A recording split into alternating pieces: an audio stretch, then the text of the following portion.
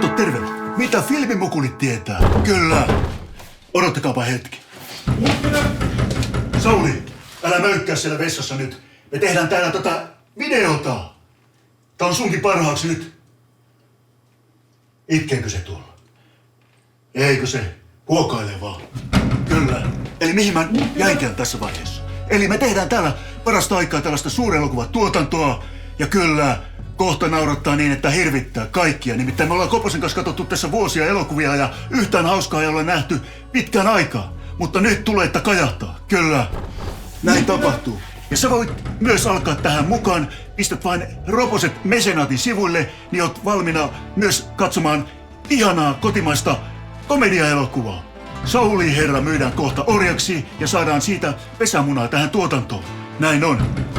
Mutta koska Sauli on jonkun verran iäkäs jo, niin pesämuna jäänee aika pieneksi. Ei voi mitään. Ja pakko vuokrata vielä kaveri takas, että saadaan hänen omat kohtaukset tehtyä. Näin. Herra Koponen on lupautunut alkaan ohjaaja James kameraksi. Ja Koponen kysäisi heti välittömästi, missä mun kamera on. Eli se on tässä. Kyllä.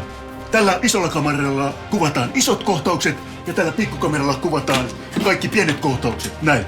Ja tää on siitä äärimäkkä peli, että tää tikkaa aivan pirusti. Ei me mitään p***a tehdä kuitenkaan, eikä draamaa, vaan kunnon komedia on tulossa. Eli kajautat sinne Mesenaatin sivuille, niin sä olet asian ytimessä. Mä vedän paranoidia tähän väliin. Pikkuman pätkän. Sauli! Ärähdäpä pikkusen. Action! Sauli, ärähdä pikkusen enemmän. Action! Toimii. Kyllä. Eli mä ärähdän itekin pikkusen tähän. Mesenaattiin, se on menoksi, sanoi Anni Lennox.